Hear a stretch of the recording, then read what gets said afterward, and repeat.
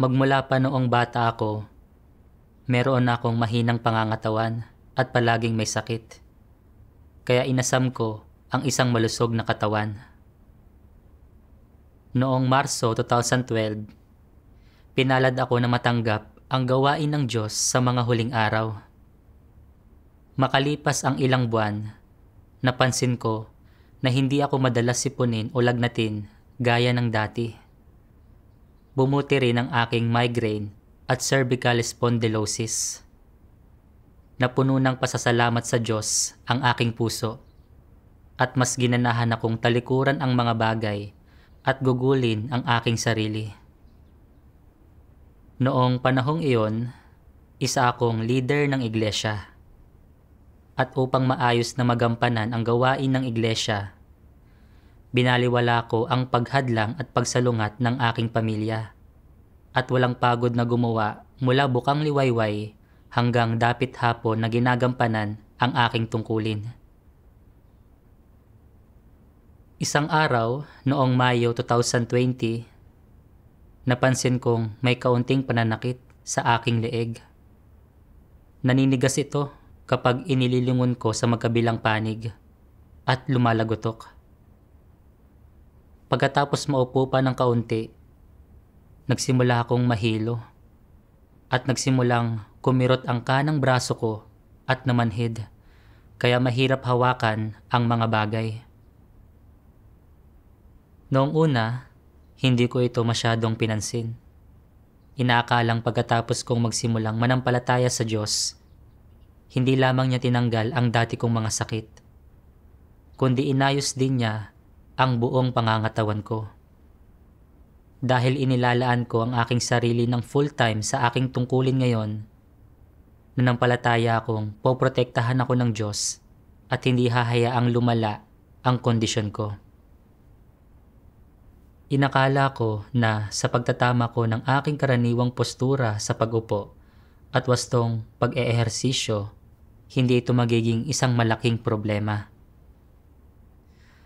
Gayunpaman, hindi ko inasahan na makalipas ang 2 buwan, bukod sa hindi bumuti ang aking cervical spondylosis, lumala pa ito.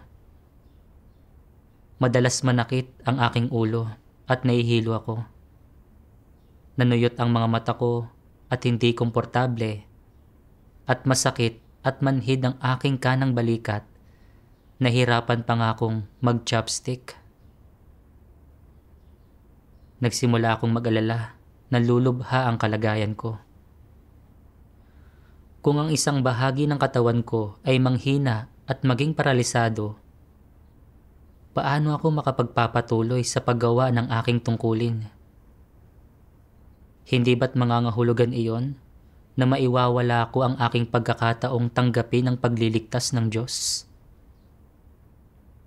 Pagkatapos, naalala ko ang isang sister na kasama ko sa gawain dati na kinailangang tumigil sa paggawa ng kanyang tungkulin at umuwi para magpagamot dahil lumala ang kanyang cervical spondylosis. Pero hindi pa nagtatagal nang umalis ako sa bahay para gawin ang aking tungkulin. Pinagkanulo ako ng isang hudas. Kung naging masyadong malubha ang aking kondisyon na hindi ko na magagawa ang aking tungkulin, anong gagawin ko gayong hindi ako makauwi at hindi nangas na pumunta sa ospital para magpagamot? Habang lalo ko itong iniisip, lalong sumasama ang loob ko. At hindi ko maiwasang magsimulang magreklamo tungkol dito. Iniisip na sa nakalipas na ilang taon na nanampalataya ako sa Diyos, tinalikuran ko ang pamilya at propesyon sa paggawa ng aking tungkulin. At nagdusa ako ng marami-raming paghihirap. Bakit hindi ako bantayan at protektahan ng Diyos? Bakit niya ako tinulutang magdusa muli sa karamdaman? Naisip ko, bagamat hindi ako makapunta sa ospital para magpagamot, hindi ako pwedeng maupo na lang at hayaang lumala ang kondisyon ko. Kailangan kong humanap ng paraan para gamutin ang sarili ko.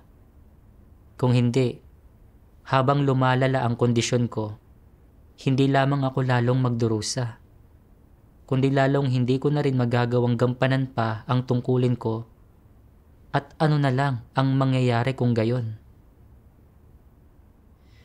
Pagkatapos na yon, sinimulan kong mag-isip ng iba't ibang paraan para gamutin ang karamdaman ko. Bukod sa sinubukan ko ang cupping, gua sha at moxibustion, kung saan-saan din ako naghanap ng mga remedyo para gamutin ang cervical spondylosis. Nang panahong iyon, ganap na nakatuon ang isip ko sa kung paano pagalingin ang karamdaman ko. At wala na akong nadamang anumang pasanin para sa tungkulin ko. Nabigo akong subaybayan ang iba't ibang gampanin at kapag abala ang gawain at humihinging mag-overtime hanggang gabing-gabi, sa panlabas ay ginawa ko ang aking tungkulin pero nanlalaban naman sa loob ko. Natatakot na palalain ng sobrang kapaguran ang kondisyon ko. Noong Mayo 2022, isang umaga, habang pababa ako ng hagdan para mag-almusal, bigla akong nakadama ng matinding bigat sa aking kanang binti at kanang balikat. Hinang-hina ang kanang binti ko na halos hindi ko ito maiangat at kinailangan ko itong kaladkarin habang naglalakad ako. Sa isang iglap ay naging balisa ako. Iniisip kung talagang nagiging paralisado ang kalahati ng katawan ko. Takot na takot ako. Iniisip na kung mapaparalisa ako, talagang hindi ko magagawang gampanan ang tungkulin ko. Kung gayon, ano ang mangyayari sa mga inaasam kong pagliligtas at pagpasok sa kaharian ng langit? Hindi ba't mawawalan ng saysay ang mga taon ng aking pagsasakripisyo at pagsisikap kung gayon? Habang mas iniisip ko ito, mas naghinagpis ako. Dahil nakikita ko ang ilang kapatid sa paligid ko na may maayos na kalusugan, inggit na inggit ako at selos na selos. Iniisip na sa mga nakalipas na taon na ito, magmula nang manampalataya ko sa Diyos, tumalikod at gumugol ako ng gaya nila. Bakit sila binigyan ng Diyos ng isang malusog na pangangatawan at hindi ako? Habang mas nag-iisip ako ng ganito, mas namroblema at nabalisa ako tungkol sa aking kondisyon. Isang araw, nabasa ko ang mga salitang ito ng Diyos. Kung ano ang magiging kalagayan ng kalusugan ng isang tao sa isang partikular na edad at kung siya ba ay magkakaroon ng malalang sakit, ay pawang isinasaayos ng Diyos. Ang mga walang pananampalataya ay hindi naniniwala sa Diyos at naghahanap sila ng tao na kayang alamin ang mga bagay na ito batay sa mga palad, petsa ng kapanganakan, at mukha at pinaniniwalaan nila ang mga bagay na ito. Nananampalataya ka sa Diyos at madalas kang makinig sa mga sermon at mga pagbabahaginan tungkol sa katotohanan.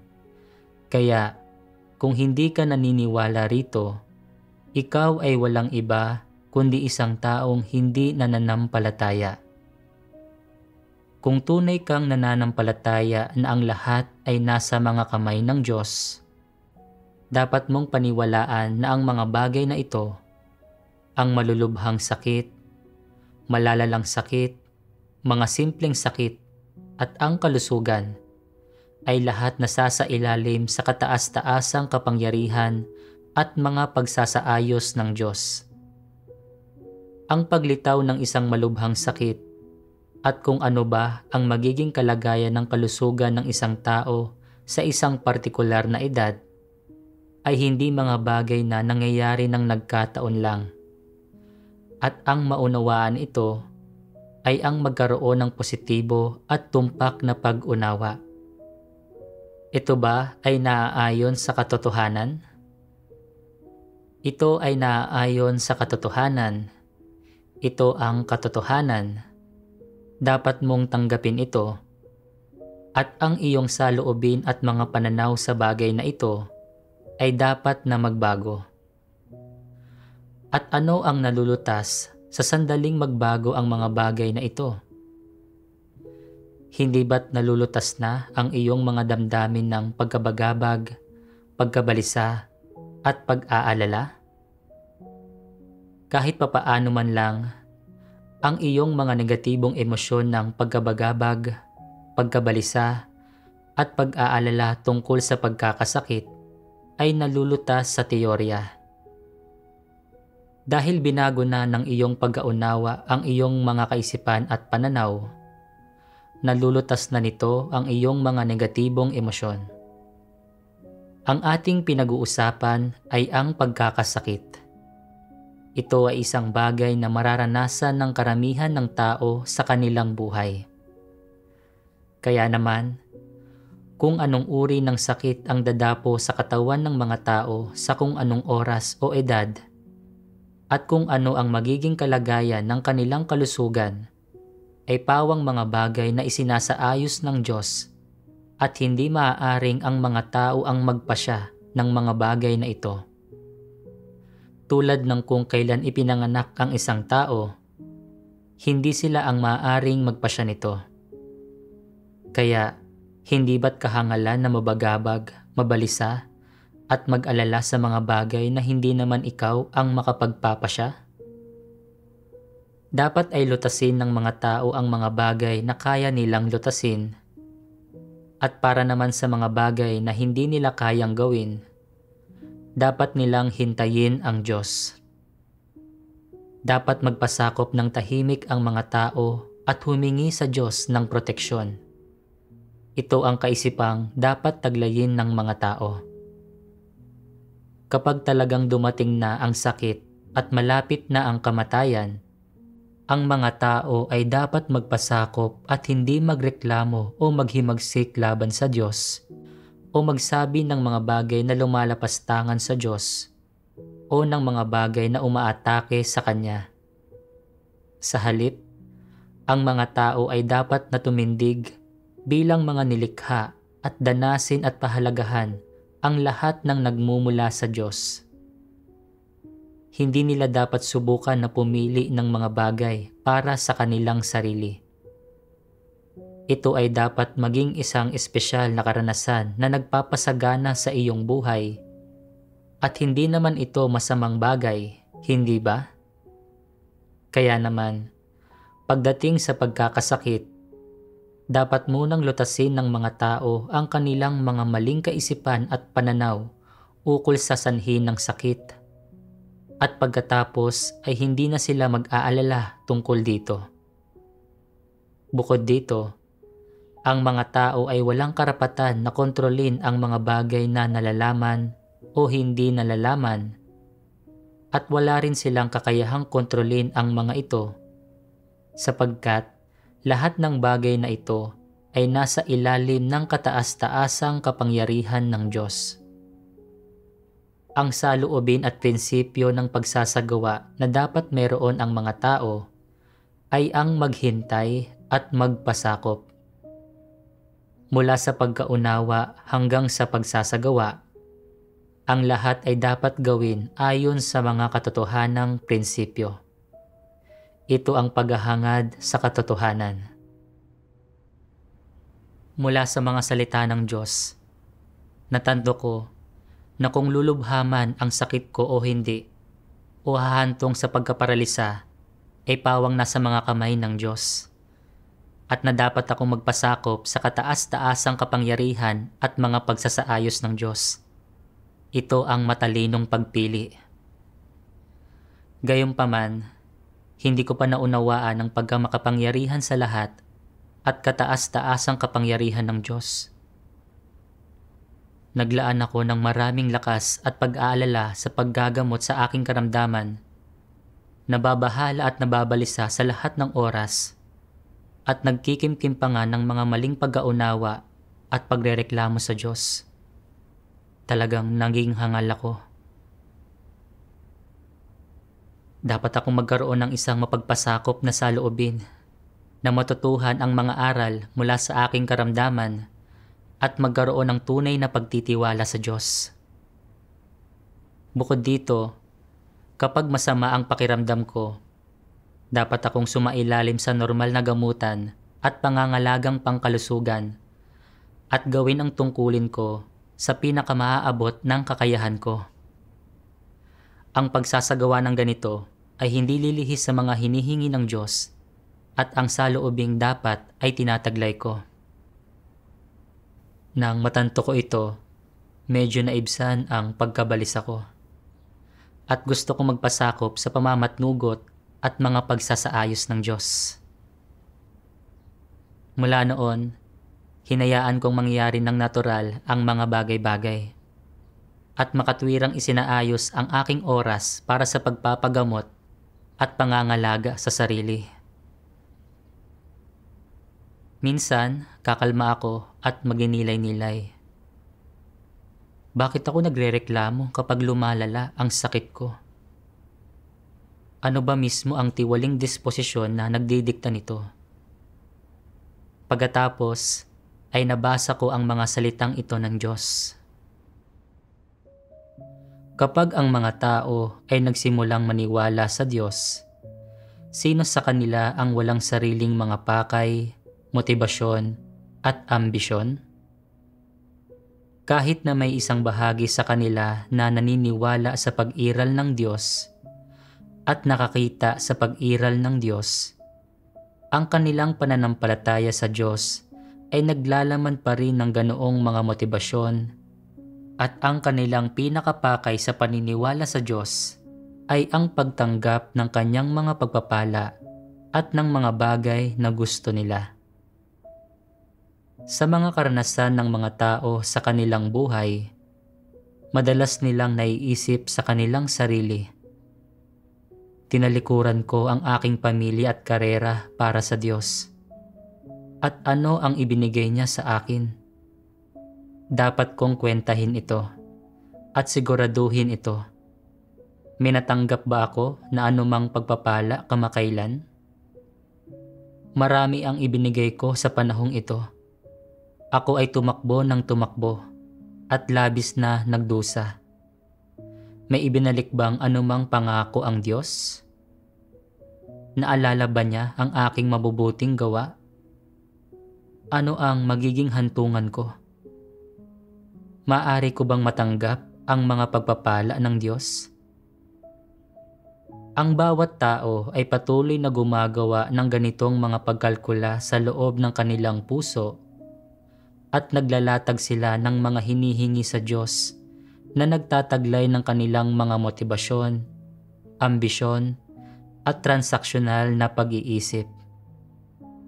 Ibig sabihin, sa kanyang puso, ang tao ay patuloy na sinusubukan ang Diyos, patuloy na gumagawa ng mga plano tungkol sa Diyos, at patuloy na nangangatwiran sa Diyos para sa kanyang sariling individual na kalalabasan, at sinusubukang makakuha ng proklamasyon mula sa Diyos. Tinitingnan kung maaaring ibigay o hindi ng Diyos ang kanyang nais. Kasabay ng paghahangad sa Diyos, hindi itinuturing ng tao ang Diyos bilang Diyos. Palagi niyang sinusubukang makipagtawaran sa Diyos, walang hinto sa paghingi sa Diyos, at pinipilit pa ang Diyos sa bawat hakbang, tinatangkang humingi ng higit pa matapos mapagbigyan ng kaunti. Kasabay ng pagsisikap na makipagtawaran sa Diyos, ang tao ay nakikipagtalo rin sa Diyos, at meron pang mga tao na kapag may dumarating na mga pagsubok sa kanila o kaya ay nalagay sila mismo sa ilang sitwasyon, madalas na sila ay nagiging mahina, negatibo, at pabaya sa kanilang trabaho at puno ng mga reklamo tungkol sa Diyos.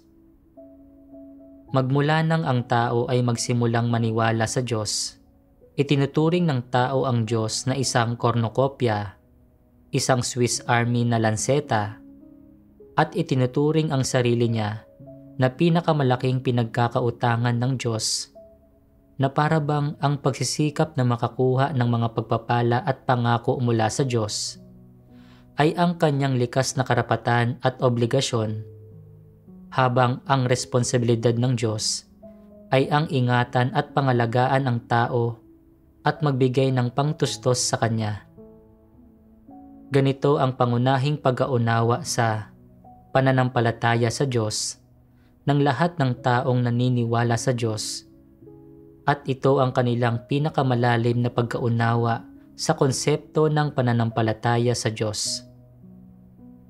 Mula sa kalikasang diwa ng tao hanggang sa kanyang pansariling hangarin, wala sa mga ito ang may kinalaman sa takot sa Diyos. Hindi maaari na ang layunin ng tao sa paniniwala sa Diyos ay may kinalaman sa pagsamba sa Diyos. Ibig sabihin, hindi kailanman itinuring o naintindihan ng tao na ang pananampalataya sa Diyos ay nangangailangan ng pagkatakot sa Diyos at pagsamba sa Diyos. Sa harap ng ganitong mga kalagayan, ang diwa ng tao ay halatang halata. Ano ang diwang ito? Ito ay na ang puso ng tao ay masama, mapanganib at mapanlinlang, walang pagmamahal sa pagiging patas at pagiging matuwid, at sa mga bagay na positibo, at ito ay kamuhi-muhi at sakim. Ang puso ng tao ay masyado nang sarado sa Diyos. Hindi ito ibinigay ng tao sa Diyos kailanman. Hindi kailanman nakita ng Diyos ang tunay na puso ng tao, at hindi rin siya kailanman sinamba ng tao. Pagkatapos kong mabasa kung ano ang inilantad ng mga salita ng Diyos, napagtanto ko na magmula nang manampalataya ko sa Diyos, ang pananaw ko sa kung ano ang hahangarin, pati na rin ang direksyon ng aking paghahangad, ay mali na sa simula pa man. Hindi pa nagtatagal pagkatapos kong magsimulang manampalataya sa Diyos, nakita kong bumuti ang kalusugan ko, kaya nagsimula akong tratuhin ang Diyos bilang aking tagapagpagaling. Inasam kong makamit ang pagpapala at proteksyon ng Diyos sa pamamagitan ng pagtalikod sa mga bagay, paggugol sa aking sarili, at pagbabayad ng halaga. Nang sa ganoon, hindi ko nakakailanganin pang magdusa ng paghihirap dahil sa aking sakit. Nang bumalik ang sakit ko, at nagpatuloy ang lagay nito nang hindi na makontrol o maibsan, nagreklamo ako. Ginagamit ang dating panlabas na mga pagsisikap at pagpupunyagi ko bilang puhunan upang mga tuwiran sa Diyos. Inakala ko pa ngang ang paglunas sa sakit ko ang pinakamahalagang bagay, at hinarap ko ang tungkulin ko ng walang pagpapahalaga sa pasanin. Noong nakita kong hindi namumunga ang gawain, hindi ako nabalisa o nataranta, dahil nakatuon lamang ako sa paraan kung paano gamutin at alagaan ang katawan ko. Dahil nakikita kong malusog na malusog ang aking mga kapatid sa paligid ko, samantalang ako, na bata pa, ay namumuhay sa pagdurusa dahil sa sakit. Sa loob-loob ay nagreklamo ako sa Diyos sa pagpapala niya sa kanila, pero hindi naman nagbabantay o nagpoprotekta sa akin. Ang kalagayan ko ay ang eksaktong inilantad ng mga salita ng Diyos. Kapag ibinuhos ko ang aking matinding galit sa mga tao at binabawi ko ang lahat ng kaligayahan at kapayapaan na dati nilang taglay, napupuno sila ng pagdududa. Kapag ibinigay ko sa mga tao ang pagdurusa ng impyerno at binabawi ko ang mga pagpapala ng langit, nagagalit sila ng husto. Kapag hinihiling sa akin ng mga tao na pagalingin ko sila at hindi ko sila pinapakinggan, at namuhi ako sa kanila. Nililisan nila ako upang sa halip ay hanapin ang paraan ng panggagaway at pangkukulam. Kapag inaalis ko ang lahat ng hiningi ng mga tao sa akin, naglalaho silang lahat ng walang bakas. Sa makatuwid, sinasabi ko na ang mga tao ay may pananalig sa akin sapagkat masyadong masagana ang biyaya ko at dahil masyadong maraming pakinabang na makakamit. Malalim na tumago sa puso ko ang mga salita ng Diyos. Sa loob ng maraming taon, ipinahayag ko na gusto kong gugulin ang sarili ko para sa Diyos. Pero hindi ako kailanman sumamba at nagpasakop sa Diyos bilang Diyos. Gusto ko lamang ng mga pagpapala mula sa Diyos. Umaasang pagagalingin niya ako at palalayain ako mula sa pagdurusa sa sakit.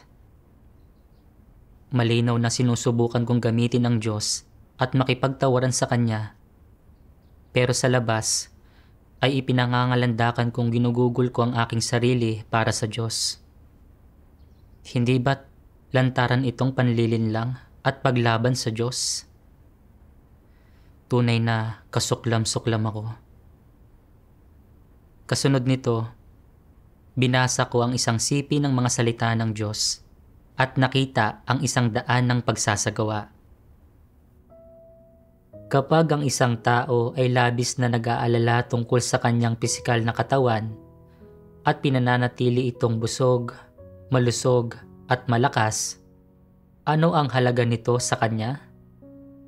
Ano ang kabuluhan ng pamumuhay ng ganito?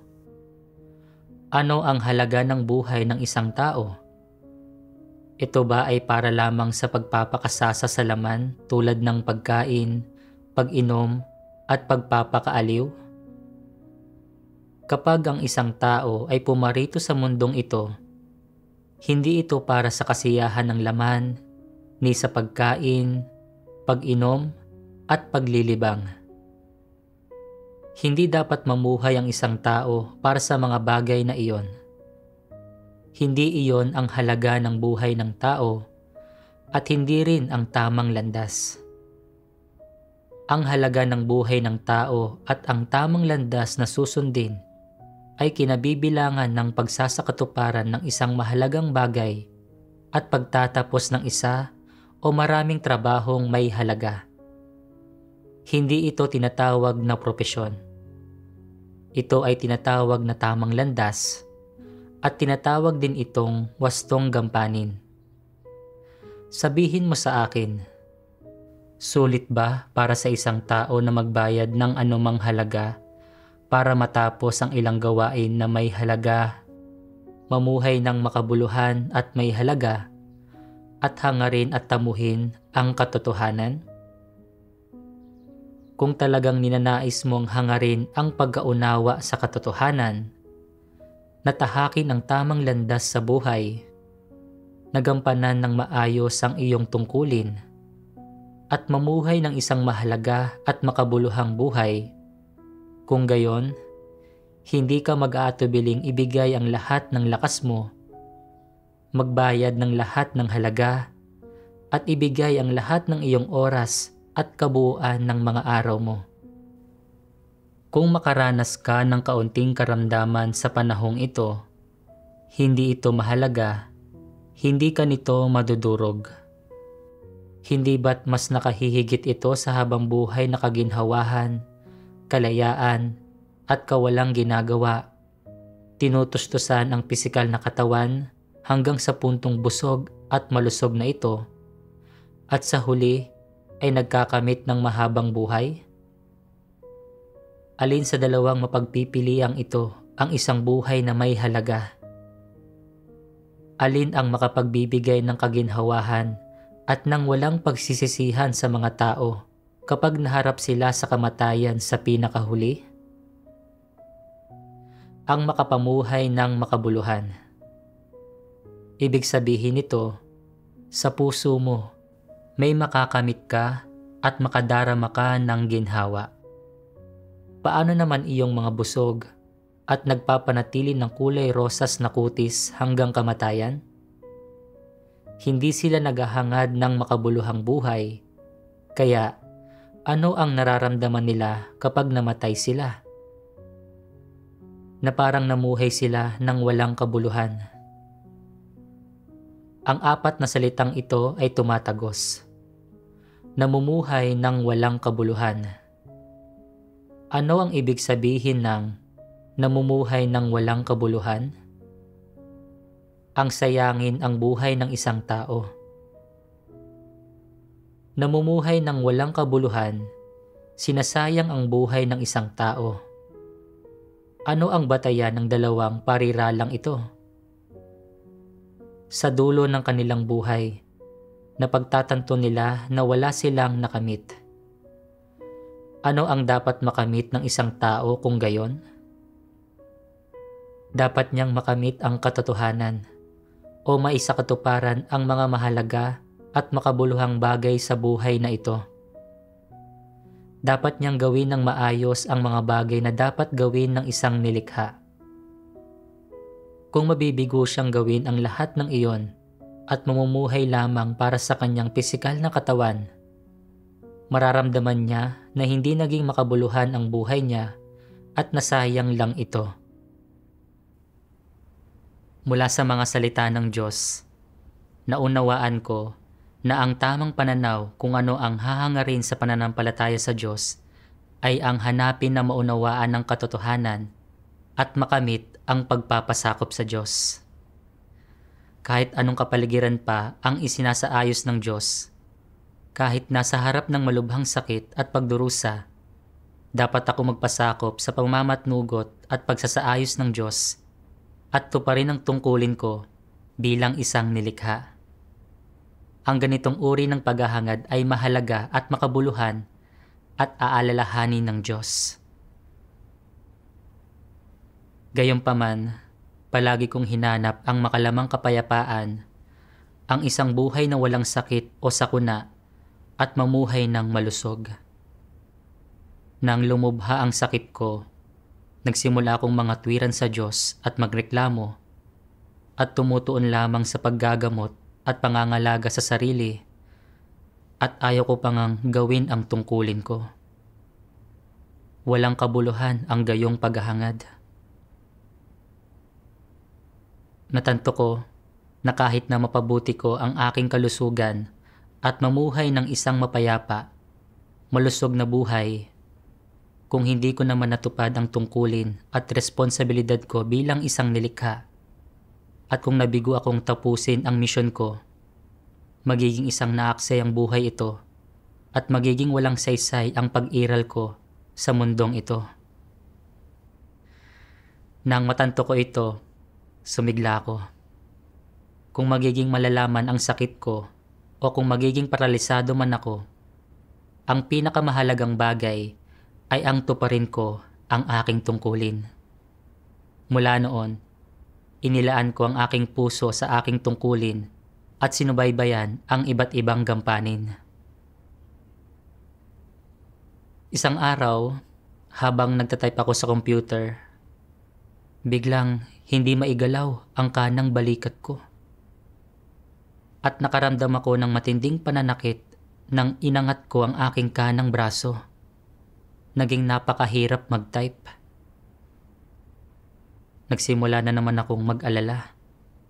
Iniisip na, kung hindi maigalaw ang balikat ko, paano ko magagawa ang tungkulin ko?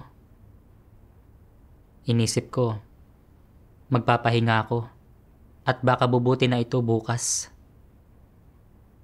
Gayunpaman, kinabukasan, hindi lamang hindi bumuti ang balikat ko, lalo pa itong sumakit. Nagsimula ring sumakit ang ulo at leeg ko. Napakasakit maupo at kahit ang mahiga. Nawala ko ang lahat ng focus ko sa paggawa sa aking tungkulin. Kalaunan, nabasa ko ang mga salitang ito ng Diyos. Ikaw man ay may karamdaman o dinaranas na sakit, hanggat may natitira kang hininga, hanggat ikaw ay nabubuhay pa, hanggat ikaw ay nakapagsasalita at nakapaglalakad pa, may enerhiya ka pa para gampanan ang tungkulin mo, at dapat ay mabuti ang asal mo sa paggampan mo ng iyong tungkulin ng praktikal. Hindi mo dapat talikuran ang tungkulin ng isang nilikha o ang responsibilidad na ibinigay sa iyo ng lumikha. Hanggat hindi ka papatay, dapat mong tapusin ang iyong tungkulin at tuparin ito ng maayos. Pagkatapos kong basahin ang mga salita ng Diyos, nanalangin ako sa Kanya, na nagsasabing, bumuti man o hindi ang kondisyon ko, ayaw ko nang matali o mapigilan pa nito. Gusto ko lamang hanapin ang layunin ng Diyos, magpasakop sa Kanya, at manatili sa tungkulin ko. Pagkatapos noon, tumigil ako sa pag-aalala kung kailan gagaling ang sakit ko, at sa halip ay tumuon ako sa aking tungkulin na ginagamit ang libreng oras ko para mag-ehersisyo ng kaunti. Nang pang-apat na umaga, bigla kong napansin na nabawasan ang pananakit sa kanang balikat ko at hindi na naninigas ang leeg ko. Bagamat hindi ako ganap na gumaling, unti-unti akong bumubuti. Ang paulit-ulit na pagsumpong na ito ng karamdaman ay ganap na nagbunyag sa mga maling pananaw na pinanghawakan ko tungkol sa kung ano ang hahangarin sa pananalig ko. Noon lamang ako nagsimulang tunay na magkaroon ng kaunting pagkaunawa sa sarili ko.